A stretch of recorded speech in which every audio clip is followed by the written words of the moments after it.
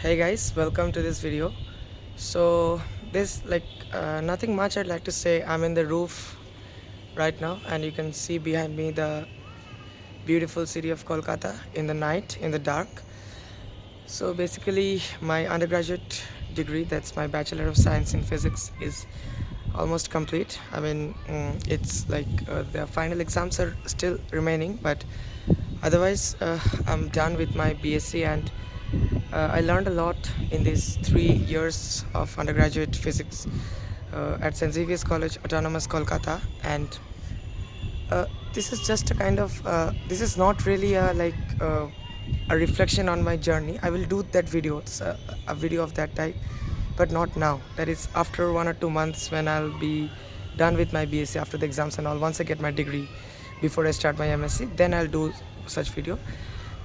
This video is not that. It's kind of a short. I'll try to keep it very short. It's kind of, I would like to not really reflect on the entire 3 years journey, but just share some specific points about my BSc. Some specific points, like see, first of all, this is not a review of what studying Bachelor of Science or undergraduate in physics is like in India. It's not a review, or it's neither a review of my college or anything. So let's be very clear about that.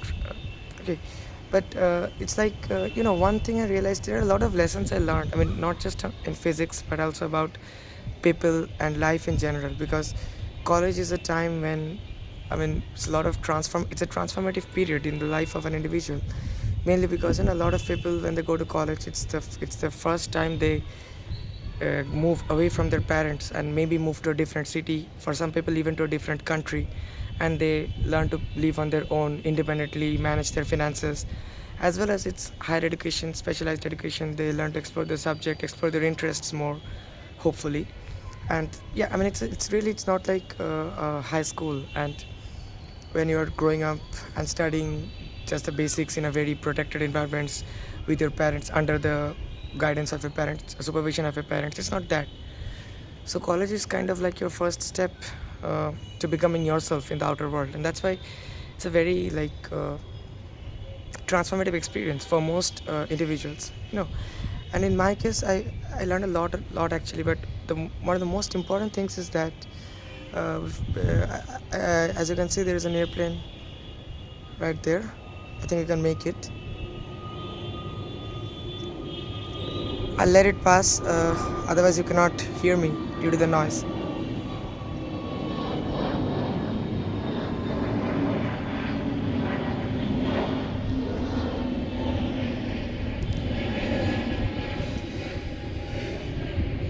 So yeah, as I was saying, one of the most important lessons I learned is that there is really a very fine line between good and bad. And I mean, good and bad in the sense, of course, there are some things which are obviously bad, and there are some things which are good. But especially in college, since we are young, I mean, in the sense we are not very matured and we're not adults. I mean we are not very like middle-aged person or anything. We don't yet have a lot of experience at college level. So what I realized is that it's really very easy for us to fall in this lure or trap of forming biases, psychological biases, or as some people like to call it, psychological anchors. Like maybe it's not just about humans. Like it can be about humans. Like maybe you form the notion that that particular person is good and that particular person is bad. But at the end of the day, you may come to realize that there's only a very fine line differentiating those two persons. I mean, the person who you thought was very good was actually not that good. It's just as bad as the next person. That's what I mean to say. And it just not need not be about humans. It's also about about your interests, about physics, about a lot of things. Like uh, maybe you have formed this notion that I am very much interested in this particular area of physics. I would like to pursue that. But that was formed, maybe you watched some science fiction movie or some documentaries or something, like maybe read some popular science books or something. Here's an international flight of Emirates. I don't know if you can make it. It's a pretty big jet.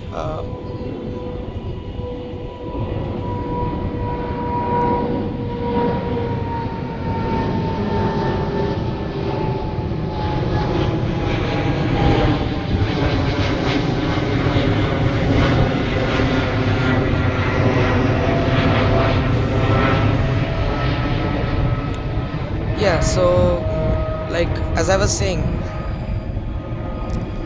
uh, see the way I like to think about it after these 3 years of, I would say, like 3 years of a somewhat of something of a roller coaster ride.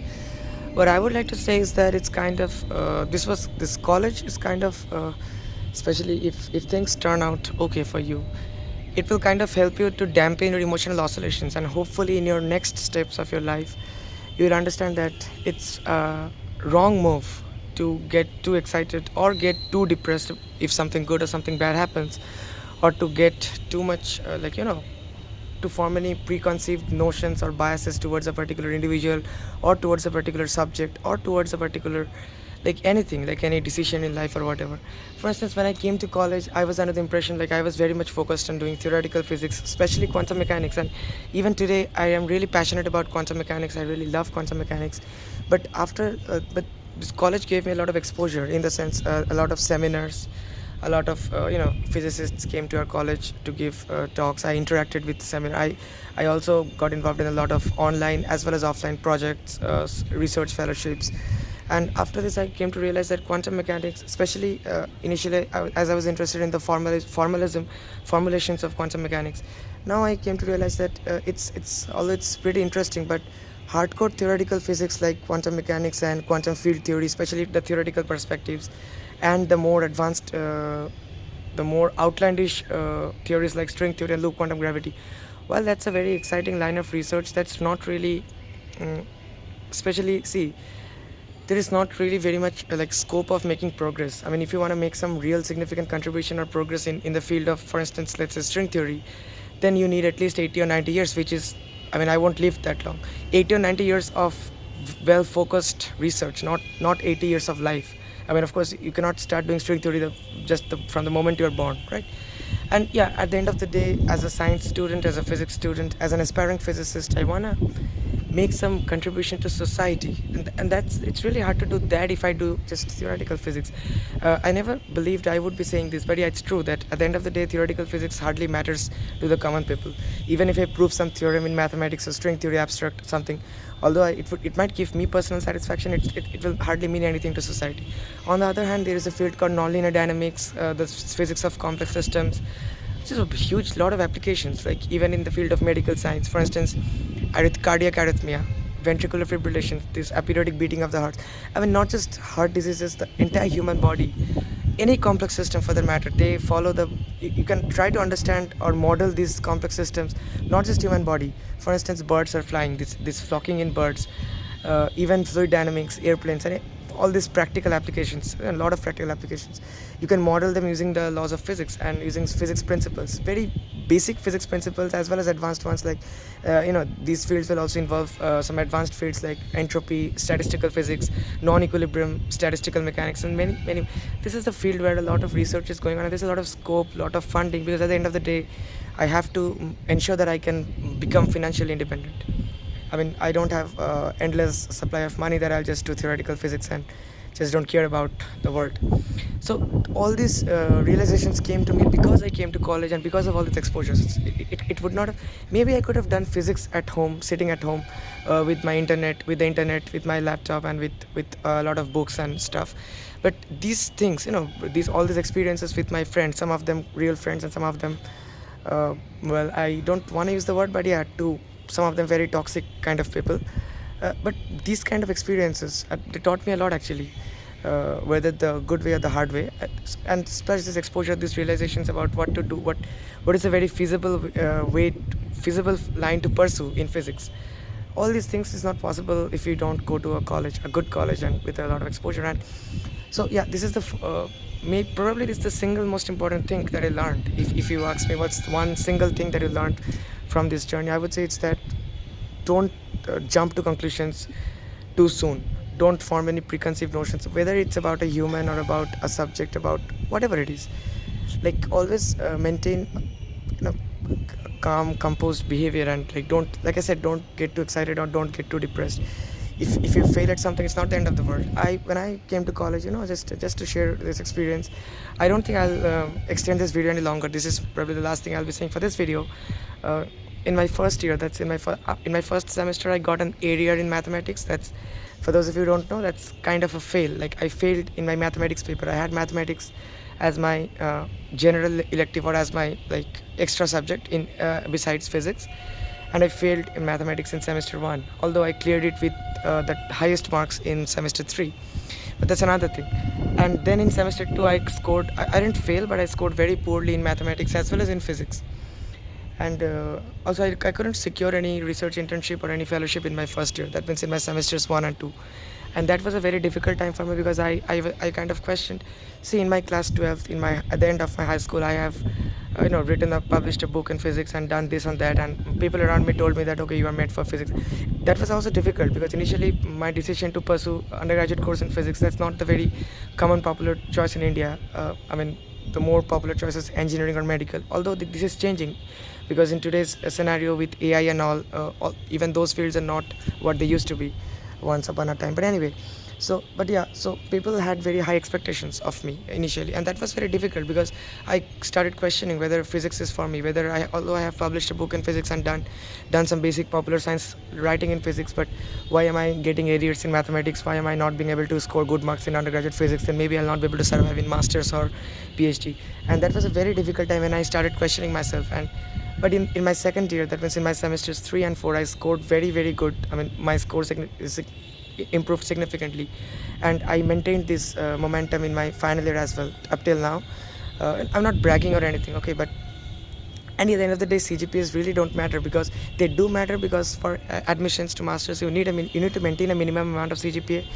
But you see, the point is, it's this might sound not very nice, but let me tell this very bluntly, that it's possible to score very good CGPAs, at least in our college, and I guess in most colleges in India, at bachelor's physics, if you give a lot of blind effort. I mean, even if your concepts are not very good, but if you give a lot of blind efforts, practice a lot of problems, it is possible to score a good CGPA. A good CGPA does not guarantee that you really have good concepts in physics, or you can really love physics, or you are passionate about the subject, and you see physics with that view, with that doesn't guarantee. A good CGPA is not no guarantee of that. But but at the end of the day, it's like, I would still say that a decent CGPA is an indication that you have some basic concepts. I mean, if someone has very poor CGPAs, and he or she just maybe has done a bit of some work, this and that, because this needs to be, since I said that CGPAs does not matter, it also needs to be said that even internships don't matter always, because see, in India, in India, the scenario, at least in case of physics, from my experience, you can cold email professors, and they can just especially there is a lot of disparate, let's say, discrimination in this, based on gender, based on this and that. I don't want to go deep into that, because but it's true, and I'm not afraid of speaking it out loud, because there's a lot of discrimination, because when you're cold emailing someone and that professor is like accepting you for an internship, that is not an official internship. Maybe you'll get a certificate, or maybe a letter of recommendation from that institute, from that professor, but that's not a funded internship, funded fellowship. The fellowship I did in Physical Research Laboratory, PRL Ahmedabad, that was funded by the Indian Academy of Sciences.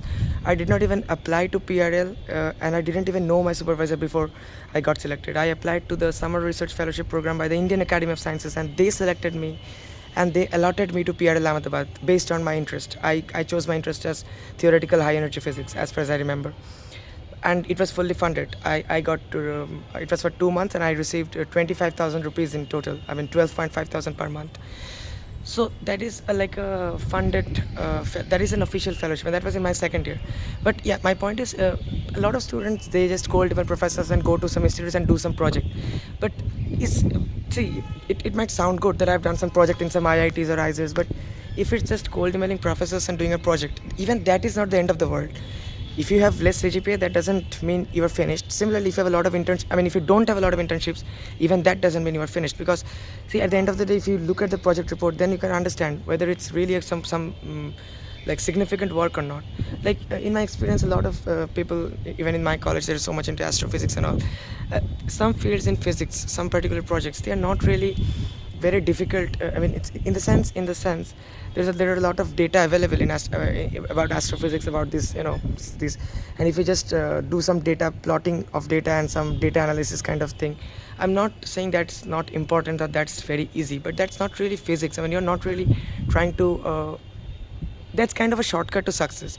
You can generate a very good looking paper with a lot of plots, lot of graphs, and lot of astrophysics paper, and that that can impress the common people.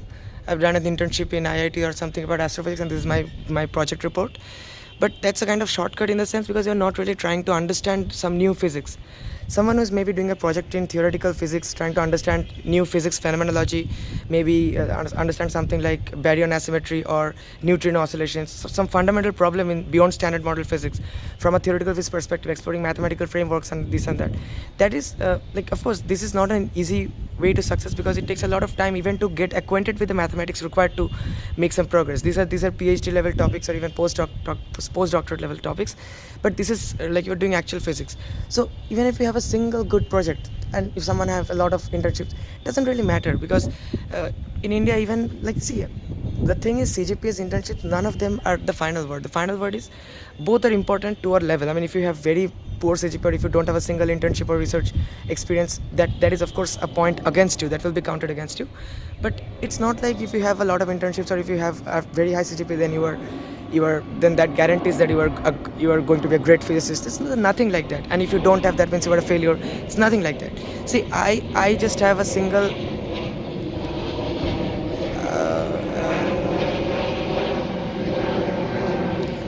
yeah, so I have pretty decent CGPA, but there are a few in my class who have a bit higher CGPA than me.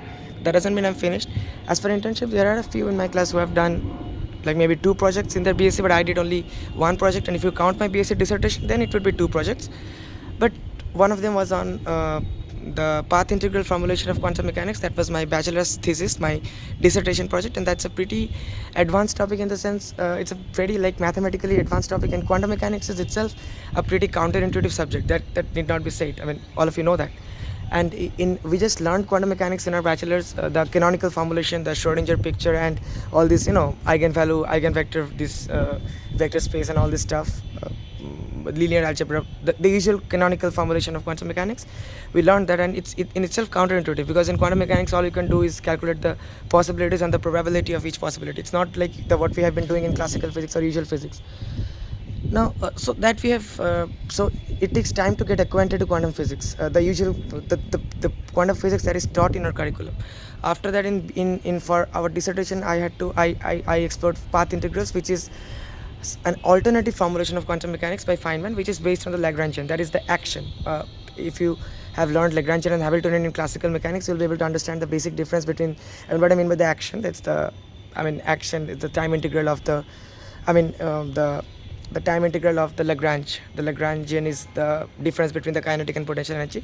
Anyway, so Feynman's approach to quantum mechanics was very different from the canonical approach. It was like Feynman considered all the different possible paths a particle could take from point A to point B in space-time. And anyway, I'll of course not discuss the technicalities. I actually did a video on path integrals in my channel. You can check it out couple of months back in 2024. So anyway, and the project I did in PRL Ahmedabad as part of my Indian Academy Fellowship was on modular symmetry, and I'm even today I'm like unofficially exploring that topic and working on that. But yeah, my actual original project was verifying some mathematical transformations of the modular group, which is just a mathematical project. I mean, it has a lot of applications in beyond standard model physics, but I'm currently exploring the applications. During the internship, what I did was more mathematics than physics. And yeah, all of my papers are actually available on my ORCID, or you can also get them on my website. You can, if you're interested in the technical aspects, I mean, if you're a physics student or something, mathematics student, maybe you can check them out. So the point is, that's what I explore. I mean, that's what I kind of assimilated about the scenario and about overall. And one more general lesson that I learned, you can say, apart from this thing, is that it's not a lesson, kind of a thought, or just a kind of, I'll share this. It's like you can think of my experience in college from my first the day I set foot in St. Xavier's, Kolkata, and to today, when it's almost going to be over in a few weeks or two. I mean, yeah, like 3 weeks, just 2 or 3 weeks more, and then even the exams will be over, and after a few months I'll be getting my mark sheet and it will be over.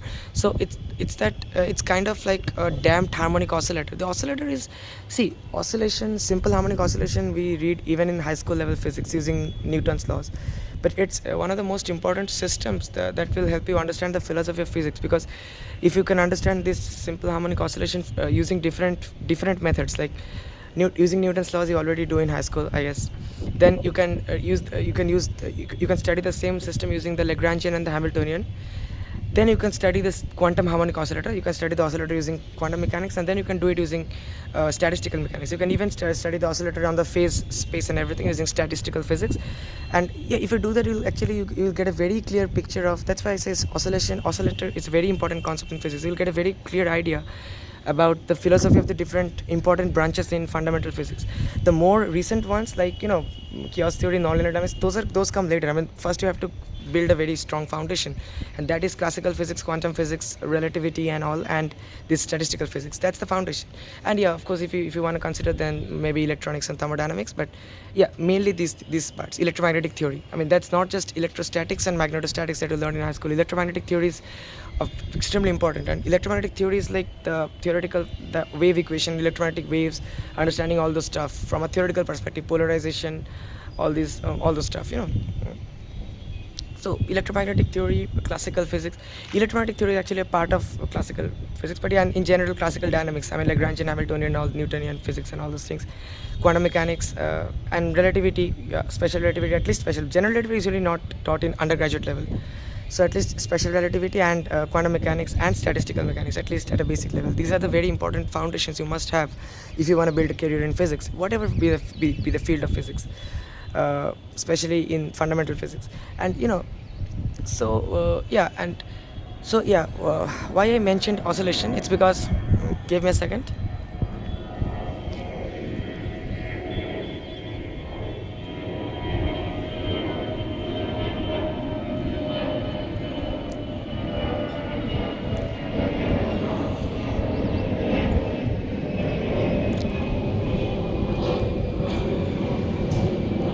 Yeah, so the reason I mentioned oscillation is that this entire experience can be, kind of, if it's a very interesting idea actually. If you model, like suppose if you plot a graph, a 2D graph on the y-axis, let's plot the emotional, let's call it emotional amplitude or something. It's just to make you understand. I don't think there is any technical scientific term like this, emotional amplitude or something.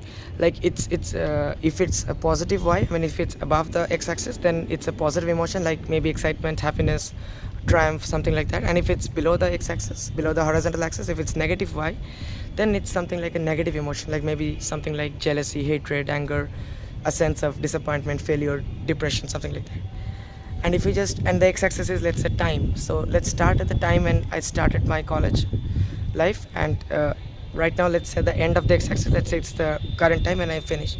So if I plot this emotional kind of thing as a function of time, I think the plot will resemble, maybe not exactly, but it will resemble something of a damped oscillation. If you've seen a damped oscillation curve, the position versus the time curve of a damped oscillator, I mean the amplitude versus time, you will see it's like it's like a sinusoidal curve. It just goes up and down like a wave, but the amplitude keeps on decreasing, and it just goes up and down with decreasing amplitude, and it kind of decays, and at the end, and after some time, it will just decay and it will become flat. So it's the same thing when you enter college, or maybe whenever a change comes in your life. It need not just be about college. Initially you were like, it's a new place, you are very excited at small things, and you're also very upset at small things, and it's like emotionally you're very fluctuating, you're not stable emotionally. But as time progresses, you become stabilized, you like kind of you come to understand who are the good ones or the bad ones, hopefully. That's anyway. And then over a long period of time, when at the end of the college, your emotional oscillations are almost dampened enough that's almost negligible, almost zero. Like you no longer feel the emotion, you have already seen the good part as well as the bad part. Yeah, it's very rare that for someone the entire period of time they have only seen the good part. It's yeah, usually every one of us have some ups and downs. Yeah, it cannot be only up and only down. If over a sufficiently long period of time, it has to be, almost. I think it has to be, although I cannot prove this mathematically, it has to be equal amounts of positive and negative. I mean, almost equal amounts of positive and negative. So it's kind of like a damped oscillation curve. And yeah, I think if you divide a person's life into important phases like his childhood, school life, college life, career, retired life, then you will see the same pattern for every period of every period that you have divided life into. And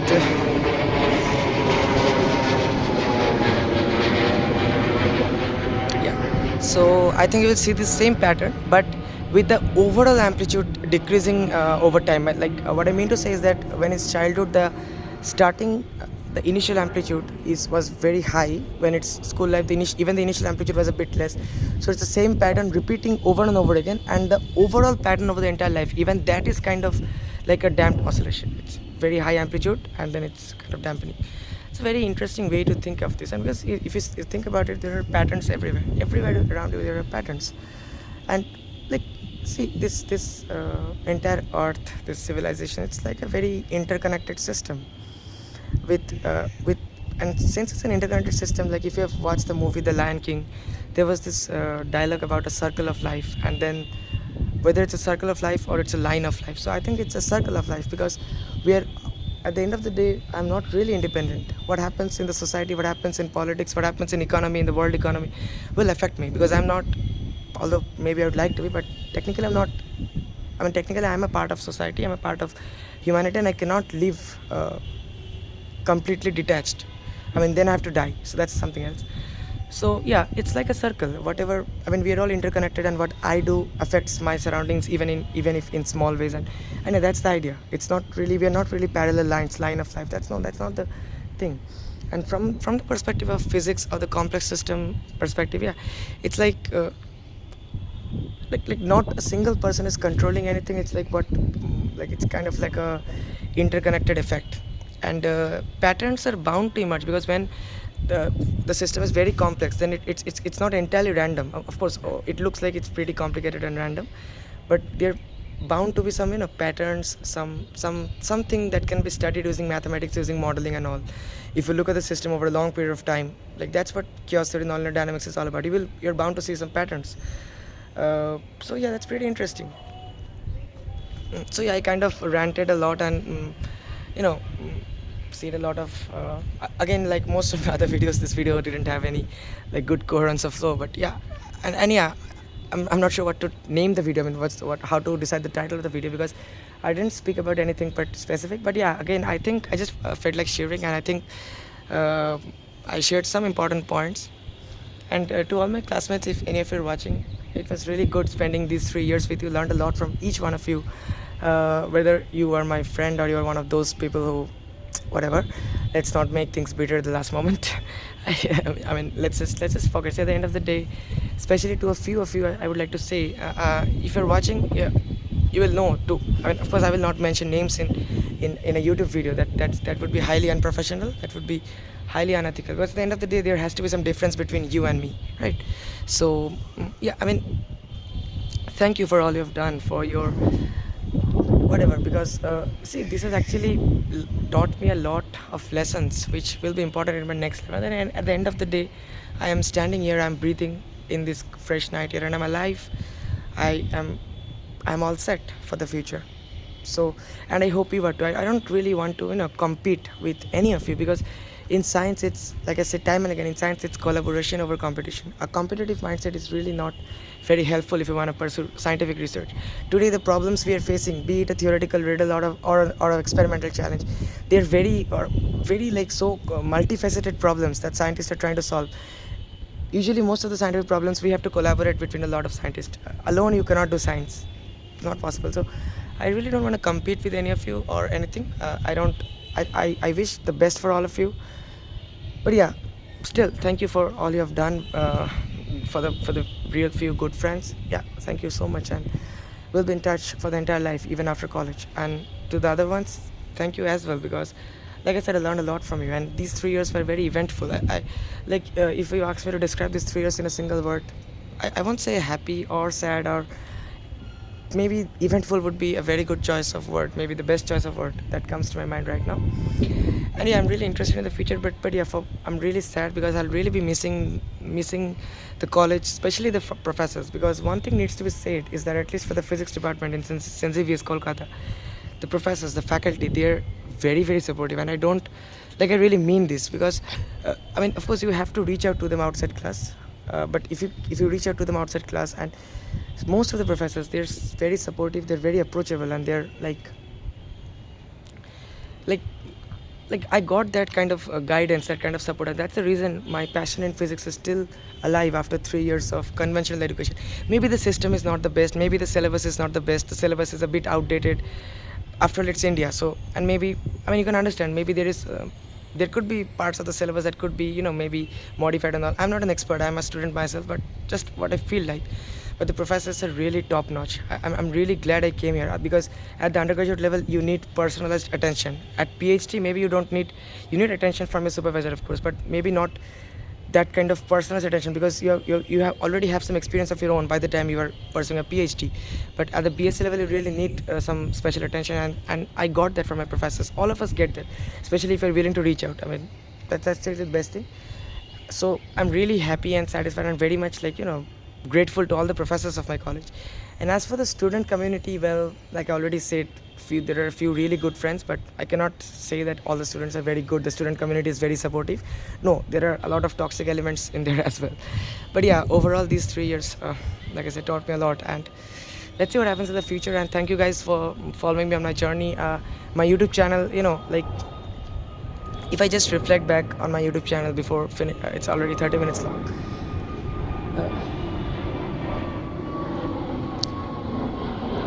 Yeah, see, I learned a lot of important skills in college, like be it team management, research skills, staying without my parents on my own. I mean, this independent finance, like managing my own finances. All these skills I learned, and even staying up all night before the exams, working in a high stress environment, yet remaining calm and not getting overwhelmed. All these things I learned from college. But one thing I still have to learn is, like I always do this mistake. I say that this video is not going to be a long video, maybe 10 minutes, and see, it's already 30 minutes. Once I start talking, I usually don't talk much with people, especially, I mean, if they're, I mean, with my few friends and my parents, it's something else. But usually I'm not very talkative around people. But once I'm in my camera alone in the roof, and once I start talking to my YouTube audience, not directly through my videos, I really can't stop. So anyway, but yeah, so in the end, I would say, like, when I started this YouTube channel back in 2019, especially initially, I just uploaded some videos about unboxing my airplane models. That time I was really into buying airplane. Even now I'm fascinated with airplanes and all, although I don't buy models that frequently now anymore. So, and then I started just out of a randomly started uploading a few very poorly recorded videos back, like in 2019, I guess, about calculus and all, class 12 mathematics, class 11 science, physics, mathematics, and educational videos, and then some random videos and all. Today I would like to say thank you so much to all of you, because today I have nearly 800 subscribers, 797 subscribers as of now. The count might fluctuate a little, but yeah, at this time I just checked a couple hours back, it was 797. So yeah, nearly 800 subscribers, and it took a lot of time. 2019, now it's 2025, so it's over almost 6 years. It will be 6 years in a few months' time. So it's not like very like nothing to brag about or anything, but I'm still happy because the kind of content I make, plus I don't target a specific audience. I just make, you'll find aviation, you'll find travel vlogs. Like I travel to, in 2024 I really traveled to a lot of beautiful places with my parents, and alone also as well, traveled. And so all those videos you can check on my channel. But yeah, so overall I'm really happy with whatever support I've got from you guys regarding my channel. And so yeah, with that, let me just finish off this video, and let's thank you guys for following my journey. Some of you have done that, I know that, not a huge number maybe, but I'm still happy. And let's see what the future has in store for us. And thank you so much once again.